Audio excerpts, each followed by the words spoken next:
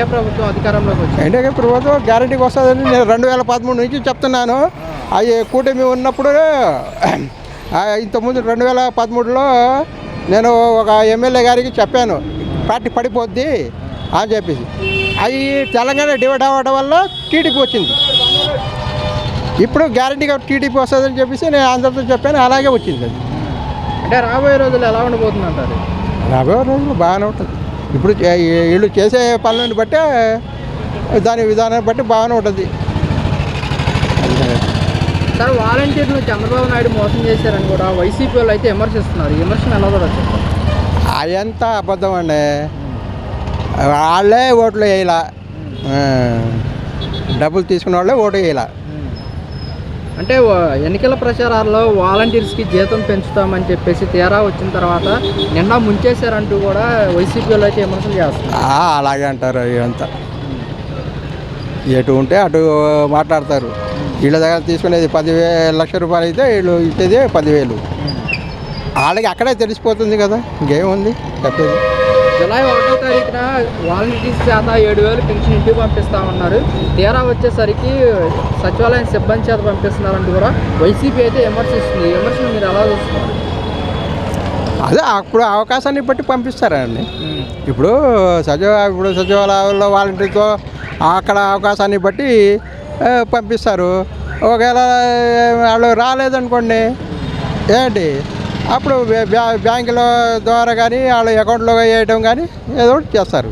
మరి వైసీపీ వాళ్ళు ఇలా విమర్శించడం ఎంతవరకు కరెక్ట్ అంటారు? అలాగే అంటారు. అపోజిషన్ వాళ్ళు అలాగే అంటారు.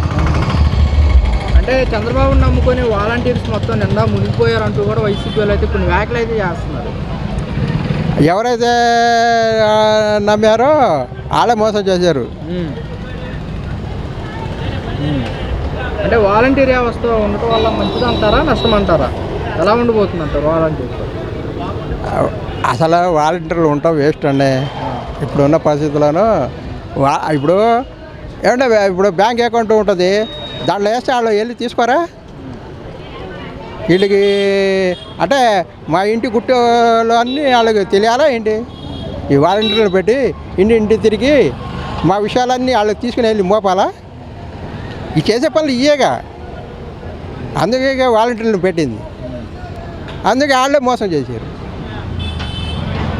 అంతే కదండి, ఇప్పుడు చేసేది అంతేగా. వాళ్ళు ఉండాల్సిన అవసరం కూడా లేదు. అకౌంట్లో ప్రతి నెల వేస్తే వాళ్ళే తీసుకుంటారు డబ్బులు వెళ్ళి. సార్, తమకు ప్రతిపక్ష హోదా కావాలని చెప్పేసి కూడా స్పీకర్కి అయితే జగన్మోహన్ రెడ్డి లేఖ రాశారు. ఈ లేఖని ఎలా చూడొచ్చు అంటారు? అంతా వేస్తే ప్రతిపక్ష హోదా లేకపోయినా మామూలుగా ఇప్పుడు అందరూ ఇప్పుడు చంద్రబాబు నాయుడు గారు ఇంతకుముందు ఉండలా, అలాగే పోరాడవచ్చు. దాని ఏముంది, దానికే ఉండాలని ఏముంది రోలు. ముఖ్యమంత్రి మంత్రులు చేసిన తర్వాత నాతో ప్రమాణ స్వీకారం చేయించారంటూ కూడా జగన్మోహన్ రెడ్డి అయితే చెప్తున్నారు. ఈ మాటను ఎలా చూడొచ్చు?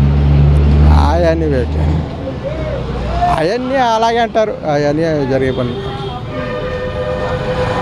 అంటే ఏ చట్టంలో లేదు కదా, ఇన్ని సీట్లు వస్తేనే ప్రతిపక్ష హోదా రావడానికి అని కూడా జగన్మోహన్ రెడ్డి అయితే ఈ లేఖలో అయితే స్పష్టంగా అయితే రాశారు. దీన్ని ఏ విధంగా చూడొచ్చు అంటారు?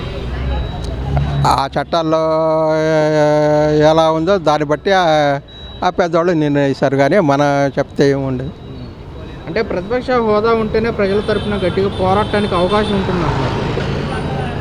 లేదంటే కామ్గా ఉంటామే.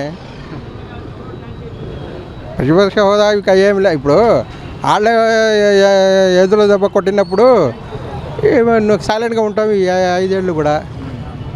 అంటే మరి వెళ్ళే అవకాశం ఉందంటారు అసెంబ్లీకి ప్రతిపక్ష హోదా కోసం? మాట్లాడాలంటే వెళ్ళి మాట్లాడుకోవచ్చు. ఇంతకుముందు మేము గెలిచామని చెప్పేసి 5 నిమిషాలకు పరిగెత్తలా పార్లమెంట్కి, అట్టాగే పరిగెత్తు అవసరం అయినప్పుడు. వాళ్ళ దగ్గర డబ్బులు ఉంది కదా, ప్లేట్లు వెళ్తారు వస్తారు, అంతే కదా.